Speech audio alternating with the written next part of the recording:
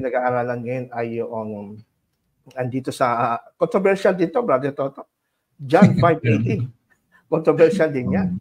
Kasi yan yung sinabi dito ni Jesus sa John 5:18. This was why the Jews were seeking all the more to kill him, because not only was he breaking the Sabbath, but he was even calling God his own Father, making himself equal with God. Okay? So, hindi ginagamit ng Adventist to. Ginagamit to ng mga kumakalaban sa Adventist at mga former Adventist. Pero sinama ko siya sa ating Seventh-day Adventist Answered Verse by Verse kasi naglalagay din ako ng mga verse doon na minamali ang interpretation. Yung sumulat nito ay si John the Beloved, na apostle ni Jesus Christ. Itong kanyang editorial comment niya ito eh. Nasabi niya, kaya ganun ang mga Hudyo lalong pinagsisikapan siyang patayin sapagkat hindi lamang niya sinisira ang Sabat, kundi maging tinatawag ng Diyos ang kanyang Ama, na ginagawa niyang kapantay ng Diyos. Para sa mga Adventist, ito ay paratang lang ng mga Hudyo. Ito ay paratang ng mga Hudyo, walang katotohanan. At ganyan din ang katwiran ko doon. Pagka ginagamit sa akin ito ng mga anti-Sabat, sinasabi ko, Brother Toto, teka, sino ba nagsabi dyan na binibreak niya ang Sabat? Si John ba? O yung mga Jews, mga Hudyo, na kumakaaway kay Jesus? No? Ang sabi ni John, ang mga Jews, silang papatay sa kanya. Kaya nga gusto nang patayin si Jesus kasi patuloy niyang binibreak ang Sabat. Kung napansin niyo yung translation ng ESV, ay breaking, no? Present indicative continuous, no? Breaking. Patuloy niyang binibreak ang Sabat. At tinatawag niyang Ama ang kanyang Diyos na Ama, na ginagawa niyang kapantay ang kanyang sarili sa Diyos. Pagka sa inyo, hindi niyo masyado nag-gets at gusto niyong pag-aralan pa ito, ay lumabas po ito sa ating website, no? Gusto niyong mabasa at pag-aralan, mahaba kasi yung ating article dito. Ito yung na-publish kahapon, araw ng Sabado. Kung gusto niyo ng mas malalim na pag-aaral, inaanyayahan ko kayo na ito po ay inyong basahin sa ating website sa formeradventistph.blogspot.com. Yan po. Andyan po yung ating article. John 5:18, Jesus break the Sabbath. Why isn't just an accusation of the Jews? Mahaba po yan. Andyan po ang detalye. Pero now, kaya nga po, mga kapatid, mga kaibigan, ay balik tayo sa ating pinag-usapan. Ano po talaga? Ito ba talaga akusasyon lang ng mga Hudyo? Kasi ang sabi ng mga kapatid natin sa Seventh-day Adventist, akusasyon lang din ng mga Hudyo eh. In fact, sabi ni Ellen White sa Desire of Ages, sabi niya na, but the Pharisees were still more incensed. He was not only broken the law according to their understanding. So, sinira lang ni Jesus ang Sabbath ayon sa understanding ng mga Jews ayon kay Ellen White. Pero sa totoo, hindi naman. Ganun din ang sabi sa SDA Andrews Study Bible. Kung kayo mayroong Andrews Study Bible, yan po ay napakagandang Bible, no? Meron na siyang NIV ngayon, dati NKJV. Doon sa 5:18, yung phrase na broke the Sabbath, sabi dito ng commentary ng Andrews Study Bible, the Jews in John's Gospel are unreliable witnesses. This charge is false. So, ito ay sinabi lang ng mga Hudyo. Siyempre, kaaway sila ni Jesus. At bilang kaaway ni Jesus, wala silang sasabihin maganda.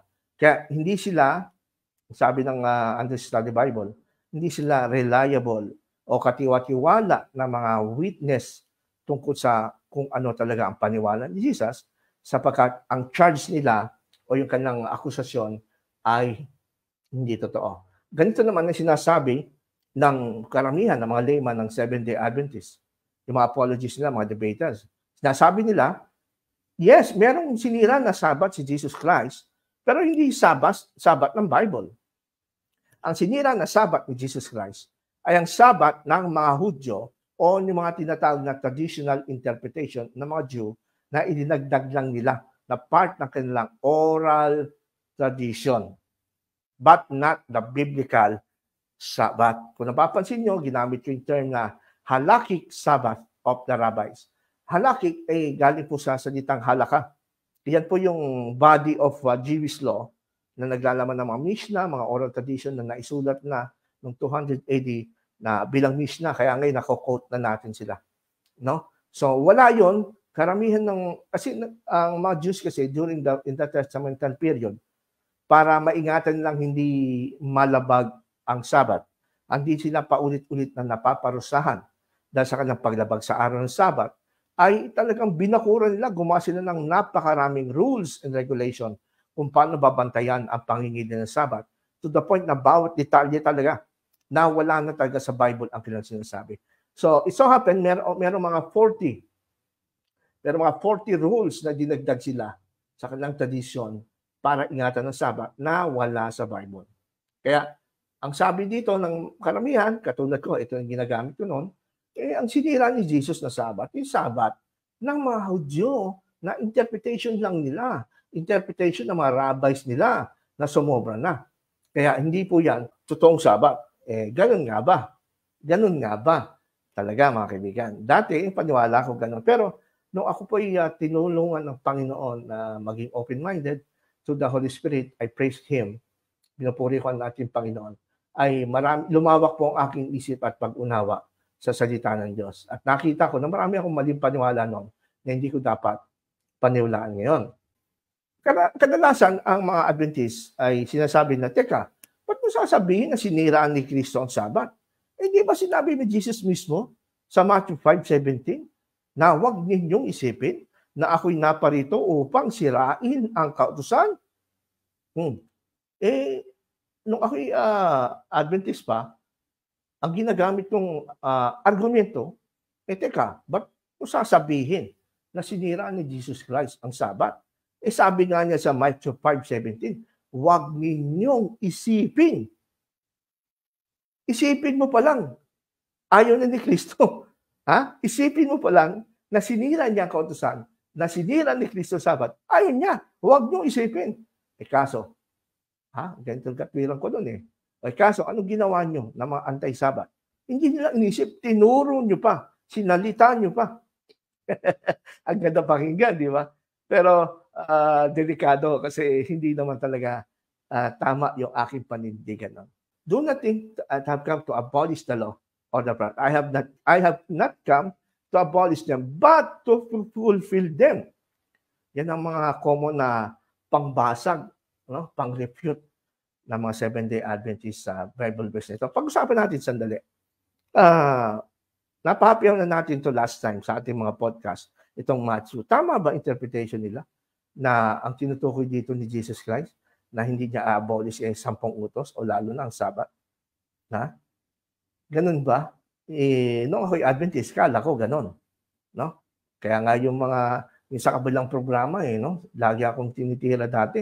Ikaw lang naman nagsasabi na 10 Commandments yan Yung Matthew 5:17, hindi naman ganyan stand ang Adventist. Pero ang totoo, sila yung mali. Kasi pinakita ko ang dami mga publication mula pa noong 1800s hanggang ngayon. Kahit sa Handbook of SDA Theology, na sinasabi nila 10 Commandments na tinutukoy dyan. Okay? Pero, ba't yung nasabi na hindi effective na gamitin itong Matthew 5:17 to refute yung 5:18? Kasi para sa akin ngayon, as I understand it, talagang tama yung observation na sinabi ni Apostle John sa kanyang editorial comment na sinisira, breaking. Sa Greek kasi continuous yan Continuous, no? Imperfect. Breaking, ibig sabihin, palagi niyang sinisira ang Sabat. No? But even calling God his own Father, making himself equal with God. Ang nakita kong malinong sa aking katwiran, kung tututulan mo na sinira niya ang Sabat, hindi dapat tutulan mo rin na si Jesus Christ ay kapantay ng Diyos. Kasi dalawang punto ang pinag-usapan dito sa Matthew 5:18, no? Ano daw sabi ng mga Hudyo, ayon kay Juan, ba't nila gustong patayin si Jesus? Kasi patuloy niyang sinisira ang Sabat at patuloy nilang narinig kay Jesus na yung Diyos na kanilang dinadasalan at sinasamba, tinawag niyang aking Ama.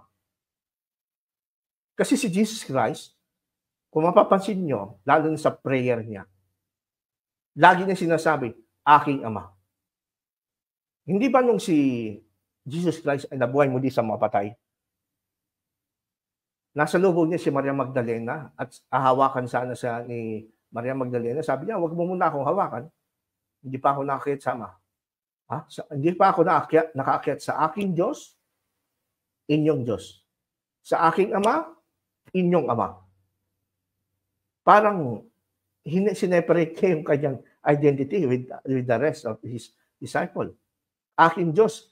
Ang dating nun, para sa mga Hudyo, ginagawa niyang kapantay siya ng Ama. Tanong ko, mga Seventh-day Adventists, si Jesus Christ ba ay sa inyong paniwala? Ay kapantay ng Ama o hindi? Kapantay ba siya ng Ama o hindi? Yes. Di ba? Paniwala nyo, kapantay siya ng Ama. Kaya nga kiniklaim nyo na kayo naniniwala sa Trinity, bagaman hindi kayo Trinitarian. Yes, kapantay siya ng Ama. So, hindi ito paratang ng mga Hudyo. The same thing with breaking the Sabbath, hindi ito paratang ng Hudyo. In fact, pagkatinignan po natin sa original Greek itong word na breaking the Sabbath, ito po masigit pa sa breaking ang binabanggit dito, mga kapatid. Tingnan nyo.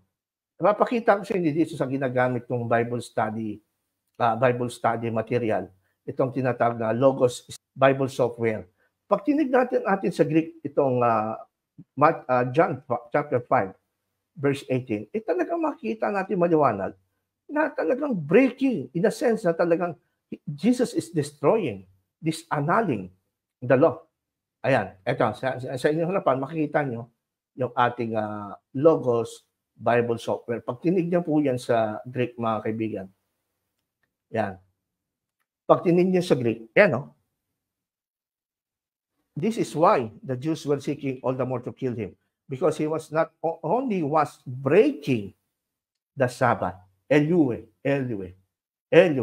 galing sa root word o yung tinatawag na lema, lexical word na luo, yung pangalawang, yung nakikita niyo yung pangalawang level. Okay? So, ito ay galing sa salitang luo. At kung titignan po natin sa mas malalim na kahulugan, itong salitang ginamit dito na luo, from the root word luo, ang diwa po niyan, hindi lang basta breaking. Ito po, ayan. Yan, nakikita nyo, ito, dito sa Logos Bible Software, kung makikita nyo sa sentro nitong bilog, sa sentro ng circle, yan po yung root word na ginamit to translate breaking. Sinira ni Kristo ang Sabat. Ang ibig sabihin ng luo, basic meaning, definition niya, to loose, to untie, o release. Okay? To loose, untie, and release. At sa maraming translation ng Bible, ginamit siya na dissolve. Andiyan, lumabas yan sa 2 Peter, na tinutukoy niya yung paggunaw ng mundo. Ginamit din yung salitang broken, sa maraming Bible verses, diyan kay John, no? Kung saan sinasabi dito na binobreak nila ang law. For example, pagka ikawalong araw na yung bata, kailangan tuliin at nataon nito yung araw ng Sabat, nabibreak mo daw ang law kung hindi mo tutuliin ang bata sa araw ng Sabat. Kaya mas mataas pa yung pagtutuli kaysa sa Sabat. It proves na ang Sabat hindi moral law. Kasi pwede siyang iisang tabi. No? Pwede siyang isang tabi. Unahin mo yung pagtutuli bago yung Sabat. Ano pa? Yung mga word. Ito, breaking. Breaking. Lumabas din yan 2 times, even in John 5:18. Yan ang nag-uusapan natin. Breaking. Talagang sinisira. Relaxes, broke, unbind, release. Yan, loose, losing. So, meron talaga siyang diwa na in a sense, pag sinabing luo, ipapawalang bisa talaga. Binawalang bisa niya. At hindi lang yan bintang ng mga Hudyo. Ba't ko nasabi hindi bintang ng mga Hudyo? Kasi mga kapatid, titignan natin, context. Ang sitwasyon na pinangyarihan, kailangan maintindihan natin. Kasi pag binasa mo lang 5:18, without the background, talagang malilito ka. Bakit nga naman ganyan? Pero kung atin titignan, mga kapatid, ang pinagsimulan, kung bakit nagkaroon ng pagtatalo si Jesus at ang mga pareho, dahil ang pinaglabanan nila dito, pinag-usapan nila, yung pinagaling ni Jesus. Meron siyang pinagaling na 38 years na invalid. Invalid na tao. At yung 38 years na invalid na tao ito, nandun siya sa pool. No? Na ito po ang context. Basahin natin sa John 5 from 6 to 10. Dito natin ibabatay, mga kapatid, yung conclusion kung bakit nasasabi natin na sinira ni Jesus Christ ang Sabat. No, ako yung Seventh-day Adventist, hindi ko ginagamit to, hindi ako nagko-consider ng context. Basta tinututulan ko lang na hindi tama na sinira ni Jesus ang Sabat. Tatalon ka agad ako sa Matthew 5:17 na naparito ako hindi para sirain. Hindi ganun ang pag-aaral ng Bible. Kaya marami kayong mga turo na hindi tumama. Maraming turo ang Seventh-day Adventist na hindi tumama kasi you are using a method called proof texting. Porque katunog, yun na kagad ibig sabihin pareho ng kahulugan. Pero this time, to prove my point na hindi ito paratang lang ng mga Hudyo o bintang lang o false charge or false witness ng mga Jew na sinira ni Jesus ang Sabat, ipapakita ko sa inyo sa context. Itataas lang natin, di ba? 5:18, yung pinag-uusapan natin, 5:18. Itaas lang natin yung pangyayari sa verse 6 to 10. Ito pong sinasabi. When Jesus saw him lying there and knew that he had already been there a long time, he said to him, "Do you want to be healed?" The sick man answered him, "Sir, I have no one to put me into the pool when the water is stirred up. And while I am going another steps down before me," Jesus said to him, "Get up, take up your bed, and walk." And at once, the man was healed, and he took up his bed and walked. Now that day was the Sabbath. So the Jews said to the man who had been healed, "It is the Sabbath, and it is not lawful for you to take up your bed." Ito po, dito umiikot yung istorya. At yung nasa John 5:18, conclusion na lang po yun. Pero ito po ang context. Ito po, mayroong pagtatalo na naganap sa pagitan ng mga Hudyo na nakasaksi doon sa pagpapagaling ni Jesus Christ, doon sa taong invalid for 38 years. Sabi ni Jesus Christ, "Get up, take up your bed, and walk." Sa unang basa, parang walang dating. Pero kung atin pong titignan, malaking issue po itong sinabi ni Jesus at kanyang inuutos dito sa taong pinagaling niya. Malaking issue to. Yung sinabi niya, "Get up, bitbitin mo yung kama at lumakad ka." Bakit? Kasi una, araw ng Sabat yon. Sabi nga sa verse 9, "Now that day was the Sabbath." Okay? Araw ng Sabat yon. Okay? So, sa Bible, sa Mosaic Law, ang magbitbit ka ng burden sa araw ng Sabat, palabas o papasok ng city of Jerusalem, bawal yan. It is considered as work. Okay? Kung meron man na pagkakamali ang Jewish interpretation at tradition tungkol sa ginagawa activities ng pagpapagaling ni Jesus, patungkol lang sa kanyang pagpapagaling. Mali talaga ang mga Hudyo ron. Pagbibintang talaga ang ginagawa ng mga Hudyo na nilabag ni Jesus ang Sabat dahil nagpapagaling siya. Dahil sabi nga ni Jesus, mabuti at matuwid ang gumawa sa araw ng Sabat. At sa maraming mga instances, maraming Bible, meron pa siya sinasabi, itong babaeng ito ay matagal nang binded with Satan. At kung kayo yung mga hayop na nalalaglag sa bangin at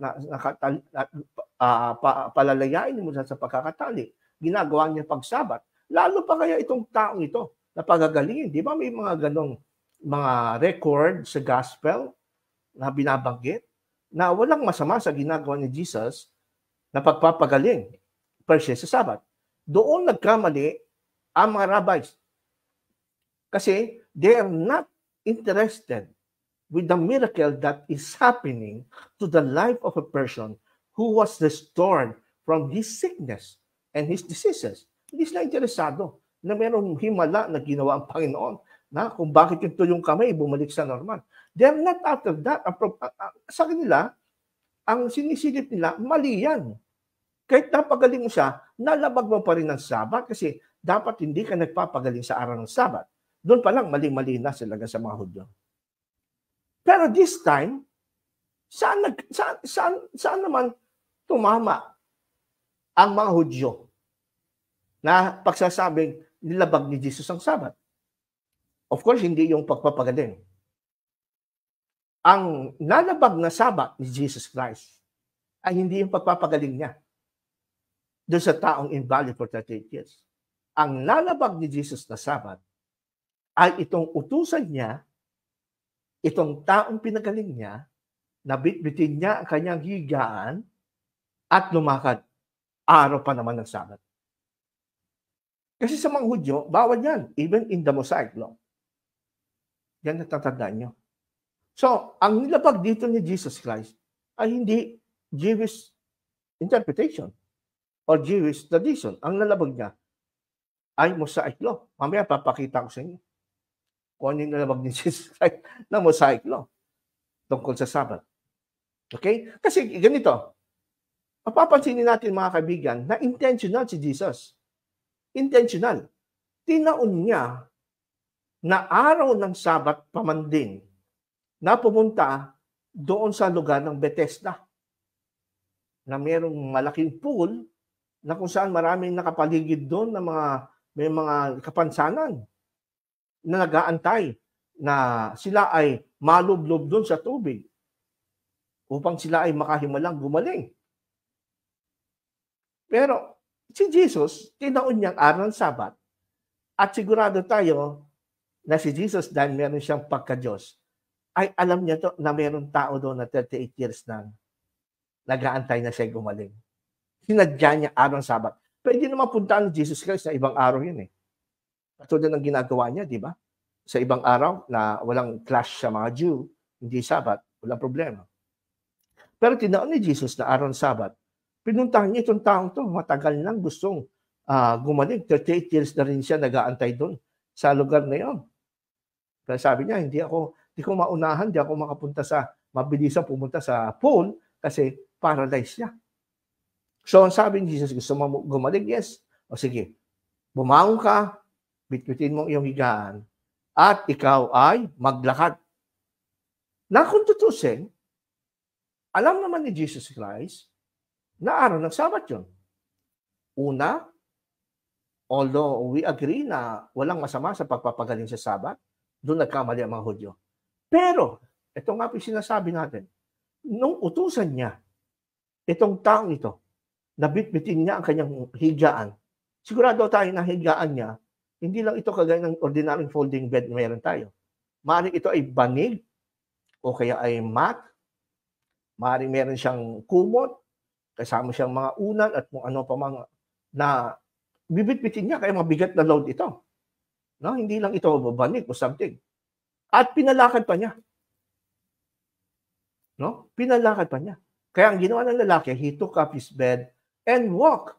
Now that day was the Sabbath. So the Jews said to the man who had been healed, it is the Sabbath, and it is not lawful for you to take your bed. Ito po ay hindi lang batay sa Jewish tradition o yung sariling law na gawa-gawa ng mga Hudyo. ito po ay galing din sa utos ng Diyos. Paano natin nasabi? Ito yung sinasabi ko na nalabag niya itong taong ito sa araw ng Sabat. Pansinin nga mo, Mosaic law ito. This is biblical observance of Sabbath based on Jeremiah 17:27. Sabi dito ng Jeremiah 17:27, "But if you do not listen to me, to keep the Sabbath day holy, and not to bear a burden, and enter by the gates of Jerusalem on the Sabbath day." Ano pong sabi dito?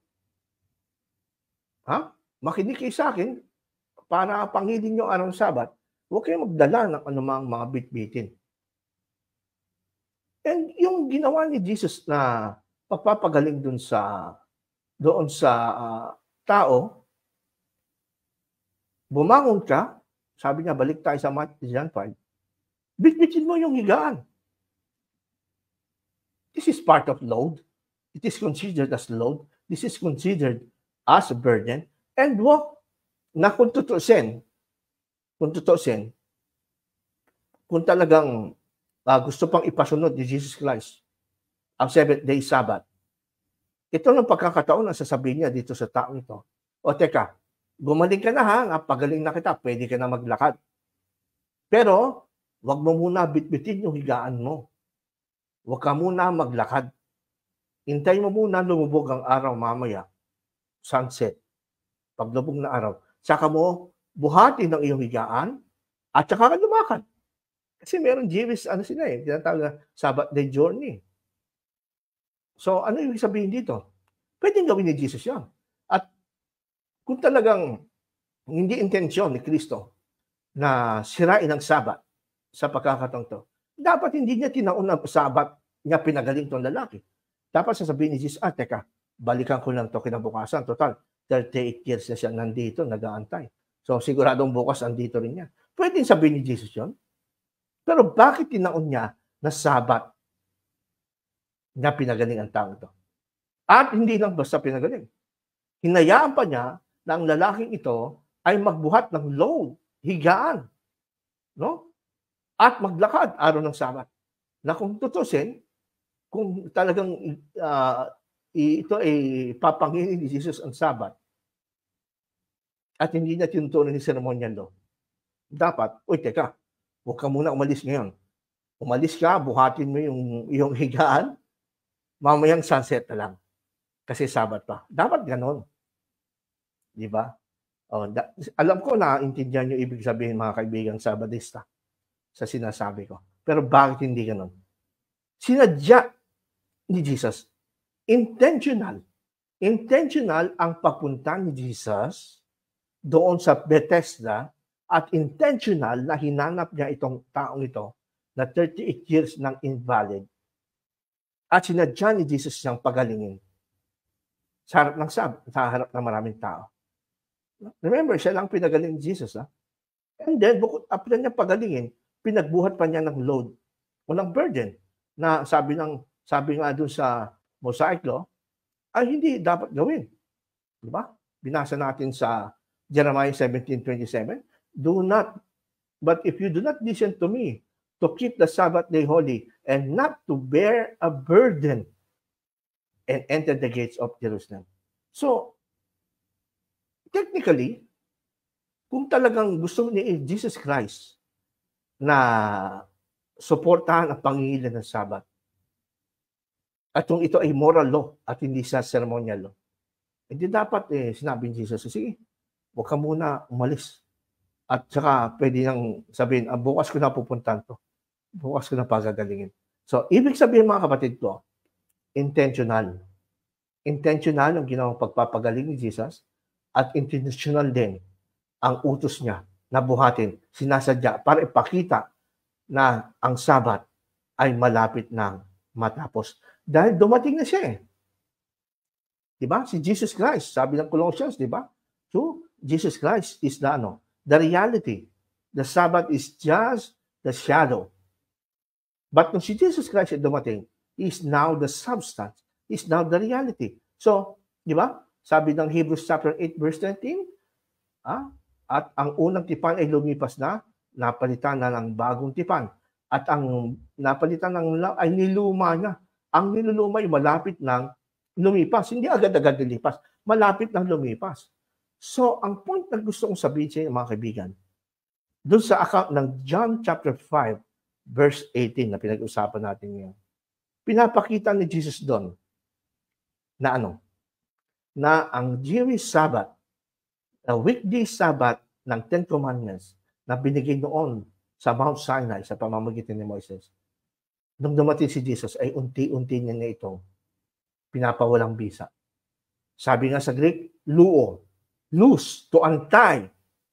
Paantay, ibig sabihin tanggalin sa pagkakatali, sa pagkakabay ng mga tao sa Sabbath. Kasi si Jesus Christ dumating na. And He is the substance, while the seventh-day Sabbath is the shadow. Ang mga Adventist, pamilya yan eh. Alam nila yung type and antitype eh. Pag sinabing propesya, mga symbol sa Old Testament, that is the type and the symbol, katulad ng sanctuary. Pero yung katuparan niya, yung reality, tinatawag na antitype kasi dumating na. Sa inyong mga Adventist, pagka dumating na ba ang antitype o reality, umiiral pa ba ang shadow? Of course, hindi na. So, yung ginawa ni Jesus Christ na pag-antay, pag-lulus ng bound ng Sabbath, He's breaking the Sabbath. According to John 5:18, that is the point. Yan na po ang pasimula na talagang unti-unti nang inaalis ni Jesus Christ ang Sabbath. No? Ito yung sinasabi ko naman na Jewish tradition. Na ito naman somehow sumasang-ayon doon sa binanggit kanina sa binasa natin sa Jeremiah 17:27 na bawal magbuhat ng maraming burden pag Sabat. At kung ito talagang sinusunod ng mga Sabadista, kung sinusunod ng Sabadista to, kung ito'y talagang siniseryoso ng mga Sabadista, itong binabanggit sa Jeremiah 17:27, maraming labagista. Kanina lang, maraming lumabag na. Bakit? Ang dami-dami niyong binubuhat. Ang dami-dami niyong binubuhat. Samantalang sabi na, to keep the Sabbath holy, para ariing banal ang Sabbath, huwag kayong magbubuhat ng mabibigat ng mga burden. Ngayon, pag araw ng Sabado, sigurado ako, marami siya nagbibit-bit ng marami. Kaya, pasalamat kayo. Pasalamat kayo. Wala nang batas na babatuin kayo hanggang mamatay. Siguro, kung meron pa rin batas na babatuin hanggang sa mamatay na mabag ng Sabat, ang dami Sabadista na nakatiwangwang sa kalsada. Puro dugo pag Sabado. Ang daming lumalabag eh. Yan ang ibig sabihin, mga kapatid. Okay? So ito naman yung sa Jewish tradition na sumasang-ayon sa binasa natin sa Jeremiah 17:27. Ito yung sinasabi ko kanina na halakha o yung Mishnah. This is the oral tradition na later on na isulat na into writings. Sabi dito ng Jewish tradition, ito yung umiiral na Jewish tradition ng time ni Jesus. Nung time na nagkaroon ng clash sa John 5, si Jesus at yung mga Jews. The prime neighbors, melaka, forbidden on Shabbat, are 40 less one. Number 1, sowing, plowing, reaping, binding sheaves, threshing, winnowing, selecting, grinding, sifting, kneading, and baking. Number 2, shearing wool, bleaching, hackling, dyeing, spinning, stretching the threads, the making of 2 meshes, weaving 2 threads, dividing 2 threads, tying, knotting, and untying, sewing 2 stitches, and tearing in order to sew 2 stitches. Number 3, ano pa yung bawal? Capturing a deer, slaughtering, or flaying, or salting it, or curing its side, scraping its lots of hair, cutting up, writing 2 letters, and erasing in order to write 2 letters over the ensure. And lastly, ito yon. Ano pa yung bawal sa Sabat na dinagdag na mga Hudyo na wala sa Bible? At this time, ito sa building, pulling down, extinguishing, kindling. Ito yung sa pag-ng apoy. Dito tama sila kasi nasa Exodus yan. Huwag magpapanigas ng apoy na hanggang ngayon nilalabag ng mga labagista na nagsasabi sila yung Sabbath keeper. No, striking with hammer and carrying out from one domain to another. Ito yon. Ito yung sinasabi ko kanina na bukod sa Mosaic Law, na nalabag ni Jesus na Mosaic Law, na pinagbuhat niya ng higaan, yung taong pinagaling niya, araw pa naman ng Sabat, pwede namang pabuhatin niya sa after ng sunset. Pero hindi pa sunset, Sabat pa, pinagbuhat niya na. Oh, kanina binasa natin, nalabag niya, yung John 17:27. Oh, sino John? Jesus John. And then, eto sa Jewish tradition, meron din.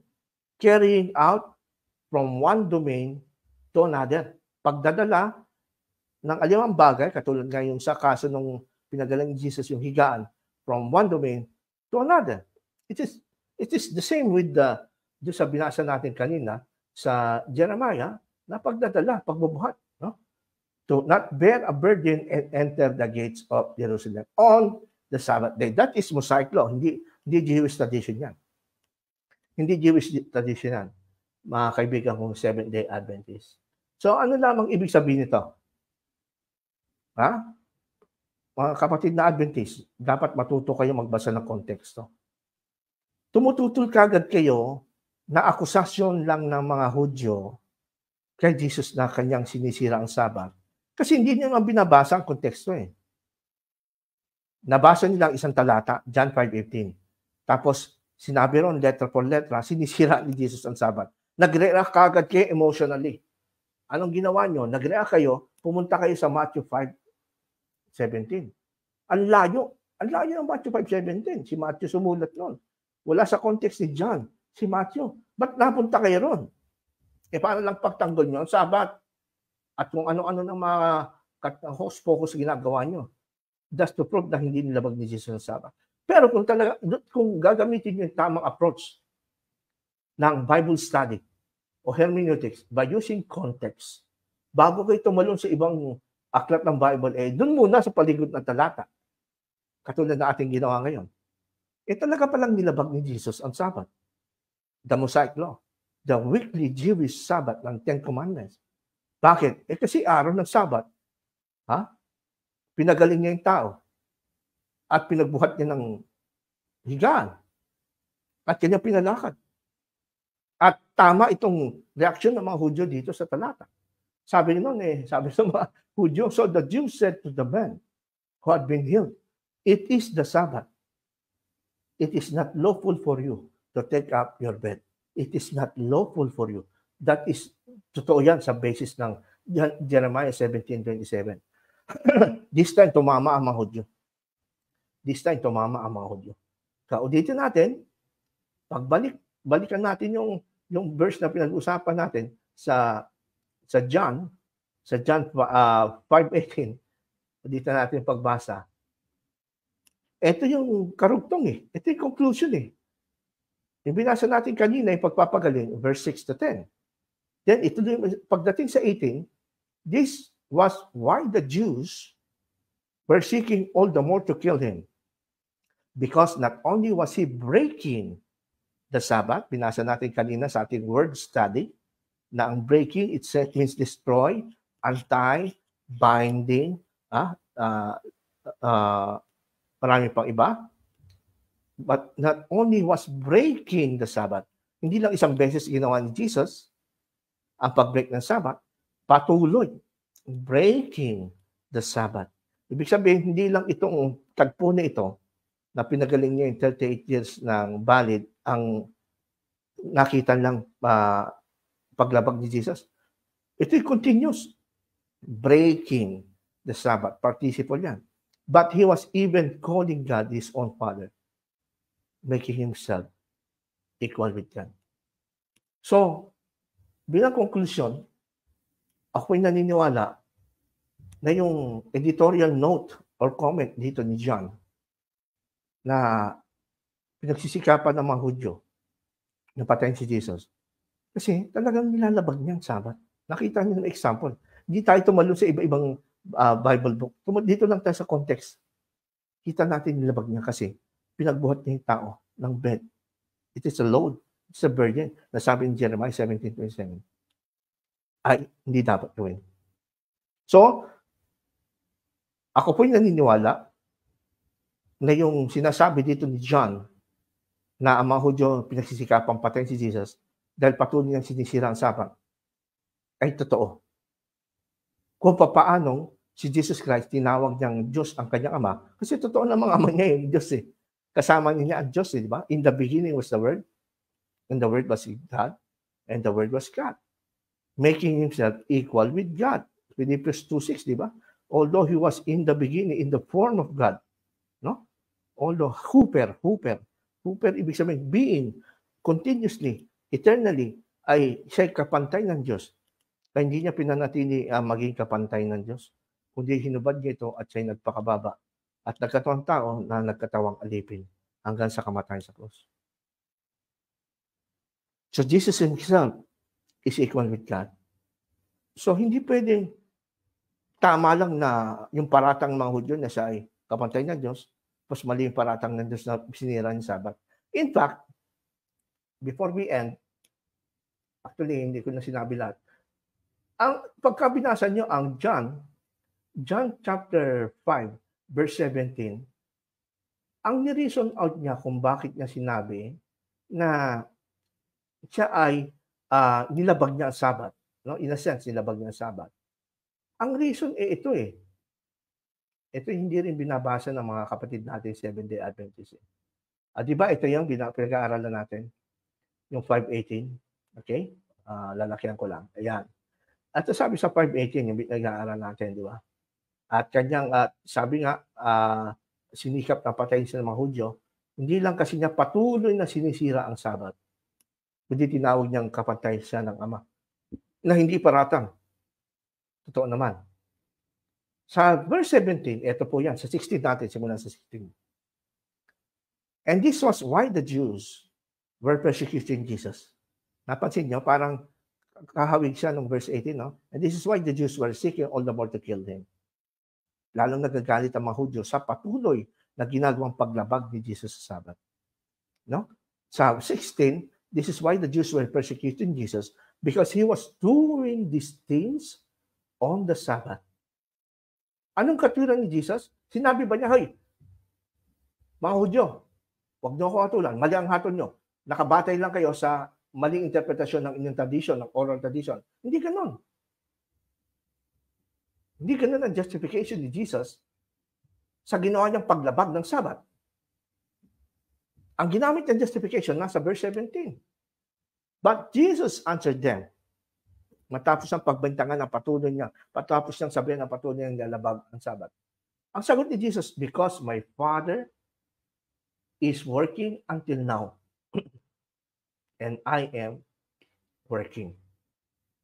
Tapos nasa 18, this is why the Jews were seeking all the more to kill him. We was only breaking the Sabbath. Therefore, yung ginagawang paglabag na patuloy ni Jesus ng Sabbath ay hindi labag sa ginagawa ng Diyos.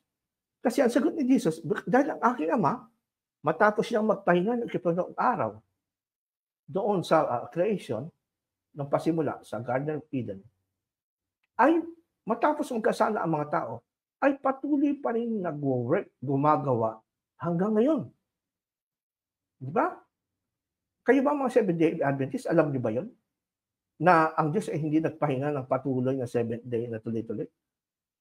Sabi ni Jesus, hindi siya nagpahinga ng tuloy-tuloy.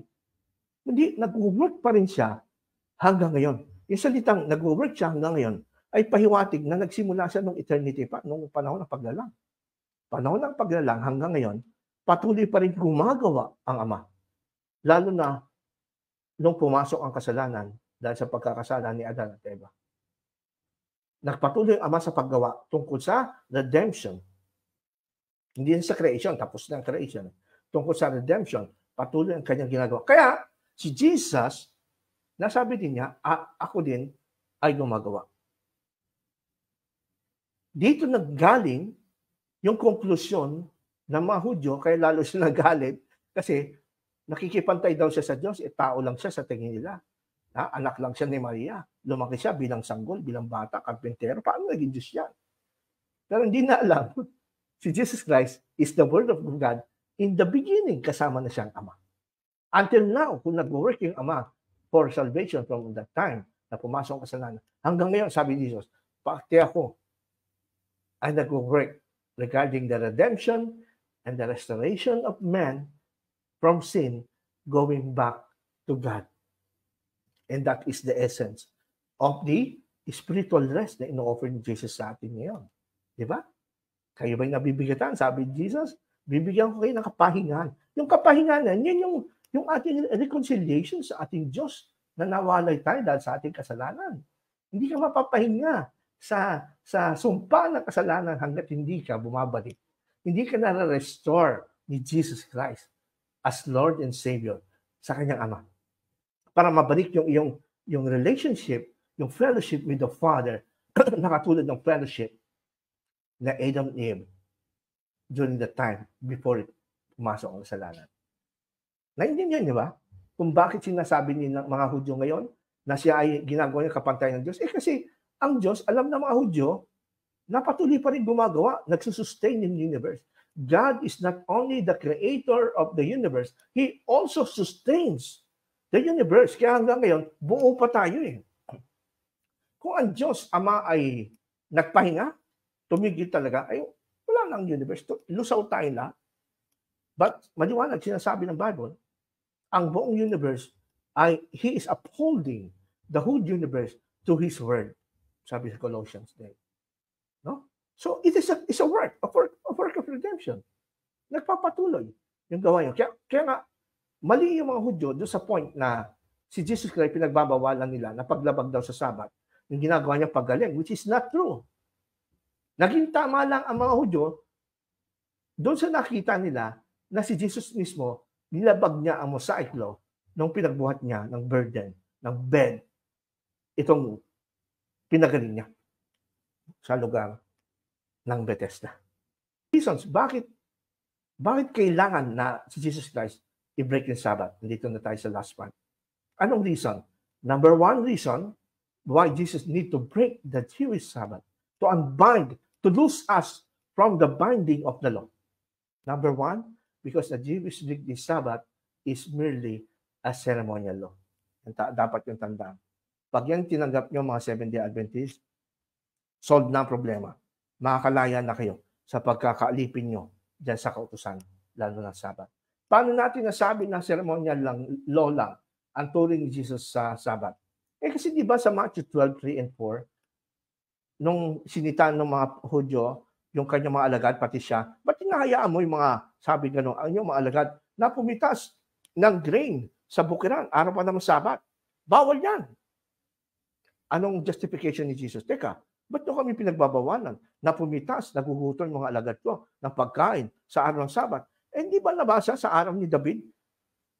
Hari siya, hindi naman siya priest, pero pumasok siya doon sa first compartment ng holy place, na kung saan nandun ang bread of presence, na tanging pari lang kakain, kumain siya, pati yung mga kasama niya.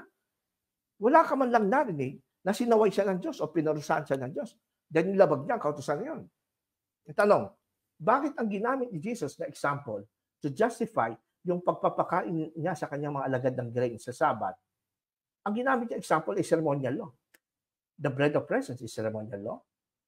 Kung moral law ang Sabat, hindi niya gagamitin ito kasi mali na kagad ng example at illustration si Jesus. Ginamit niya ceremonial law to justify yung ginawa niya at ng mga alagad niya na pagkitin ng uhay sa araw ng Sabat. Therefore, the bread of the presence, yung mga ceremonial law, the Sabbath is also a ceremonial law. Pangalawa, sabi ni Jesus, Matthew 12:5, yung mga priest, patuloy silang gumagawa araw ng Sabat. Di ba, mas doble pa nga yung kanilang mga offering, sacrifices, kinakatay ng mga hayop. Pag Sabat, doble pa, mas marami pa kaysa ordinary day. Pero sabi ni Jesus, binabayad. Nilalapastangan. Hindi ba nilalapastangan ng mga saserdote ang Sabat? Ngunit hindi nagkasala. Hindi sila nagkasala. In a sense, nalalapastangan sila sa point of view ng mga tao, sa point of view ng mga Hudyo.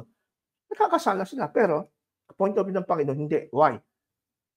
Kasi they're doing the work of redemption that the Father is doing with the Son. The work of redemption. Na-overcome niya yung mga ceremony. Pero kung ang Sabat ay katulad ay moral law, katulad ng pangangalon niya, hindi mo pwede sabihin na, nagsasabat naman ako, kaya kahit mangalon niya ako, okay lang. Hindi. Moral law yun eh. But the spot, na ang Sabat na overcome. Kahit yung pagtutuli, mandataon na araw ng Sabat tutuliin, dapat magtrabaho, magtuli. But pwede. Kasi ceremonial law ang Sabat. Ganun din. Ginamit ni Jesus yung example, yung mga sacerdote na sa templo, which is ceremonial law. Para gamitin yung argument to justify yung paglabag nila ng Sabat, ng pagtitin ng, oh, that is paglabag ng Sabat.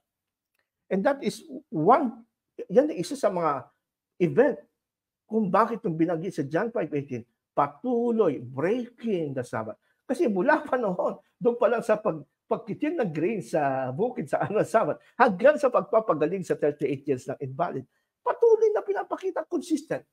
Jesus na talagang walang Sabbath. Why? Kasi ceremonial law. Ceremonial law lang po ang Sabbath. Kaya hindi pwede magkasala ang Panginoong Hesus. Kasi ang mga Hudyo nga, tinatanggap nila na ang Diyos Ama, after na magpahinga ng ikapitong araw nun sa creation, patuloy na gumagawa dahil sa kasalanan. Patuloy siyang gumagawa. Di ba? Sinusustain niya ang universe. Hino-hold niya ang universe. Kaya hindi tayo nagkakawatak-watak, hindi nagbabanggaan ang mga planeta. Why? God is sustaining the universe. And that is work. Hindi pwede magpahinga ang Diyos sa araw ng Sabado na hindi niya sustain ng universe, magbabanggaan niya. So may exemption din. May exemption din sa Sabat ang Diyos na pwede niyang labagin yun. Yun ang ibig sabihin na paglabag ni Jesus sa John 5:18. Kaya ang ginamit niya, di ba, binasa natin, sapagkat ang Ama ay gumagawa at ako rin ay gumagawa. So nalabag ba ni Jesus ang Sabat? Yes. Yes, nalabag niya. Hindi ito paratang ng mga Hudyo. Tama yung mga Hudyo sa kanilang observation na patuloy niyang nilalabag ang Sabat at tama yung observation nila na nakikipantay siya sa Diyos. Kasi nga, biruin mo, para sabihin mo, nag-work ka rin kagaya ng Ama mula pa noon hanggang ngayon. Diyos ka na rin. Yun ang ibig sabihin ng mga kapatid. At mga pangalawa, ito. Okay, pangalawa, ito. The Jewish rabbis correctly understood that God's rest on the seventh day after creation did not encompass his ongoing task of sustaining the universe. Just as the work of sustaining creation exceeds the demands of the Sabbath law, so does Christ's work of redemption transcends the Pharisees' Sabbath regulation. Nalabag talaga niya yung Sabbath. Nalabag niya ang Sabbath. And pangalawa, reason, ba't kailangan ni Jesus na i-break ang Sabbath? Because the Jewish weekly Sabbath is merely a shadow. Anino lang siya. Ano po sabi ng Colossians 2:16-17? So do not let anyone criticize you for what you eat or drink, for not celebrating Jewish holidays and feasts or new moon ceremonies or Sabbaths. For these were only temporary rules that ended when Christ came. Kailan nagtapos yung temporary rules ng Sabbath, kasama ng weekly Sabbath ng mga Hudyo? Nung dumating si Jesus, nung pinanganak siya. Kaya mapapansin nyo, nakikipag-clash siya sa mga Jews. Yung pinag-usapan natin sa John 5:18, yan po ang palatandaan na dumating na siya. Kaya pinapakita nila ang Sabbath, patapos na. That's the end of it. Kaya kinakalas niya, ina-unbind niya ang mga tao sa Sabbath. Bakit? Eto na. Pinapakilala niya ang kanyang sarili. Matthew 11, di ba? Pansinin niyo yung pagkakasunod-sunod na talata. At yung relationship nito ng pag-break ni Jesus ng Sabbath. For example, doon sa Bukiran. Matthew 11:28 hanggang 12 ha. Come to me, sabi Jesus, all who labor and are heavily laden, and I will give you rest. This is not the weekly Sabbath rest. Hindi physical rest to. Take my yoke upon you and learn from me, for I am gentle and lowly in heart, and you will find rest on your soul. Hindi physical rest to ha. Kasi ang Sabbath ng 7th-day Sabbath, physical rest, pati nga hayop magpapahinga Pero rest of soul, hindi nakasama hayop dito. This is spiritual. For my yoke is easy and my burden is light. At that time, eto na, verse 1 ng chapter 12, na continuation Pagtapos niya i-offer yung kanyang rest of the soul, eto na, at the time, Jesus went through the grain field on the Sabbath. His disciples were hungry and they began to pluck heads on the grain and eat. But when the Pharisees saw it, they said to him, look, your disciples are doing what is not lawful on the Sabbath. Napansin nyo, nirelate ni Jesus yung pag-break niya ng Sabbath na dito sa grain during the Sabbath na inusya ng mga Hudyo, nirelate niya doon sa kanyang pag-offer ng Sabbath. Ibig sabihin, naniniwala ko, nang in-offer ni Jesus Christ yung kanyang rest for the souls, naintindihan ng mga alagad ang implication at si Jesus Christ ay dumating na. Siya yung fulfillment. Siya yung fulfillment ng totoong Sabbath na ang shadow lang talaga yung weekly Sabbath. Sana maintindihan ito ng mga Seventh-day Adventists.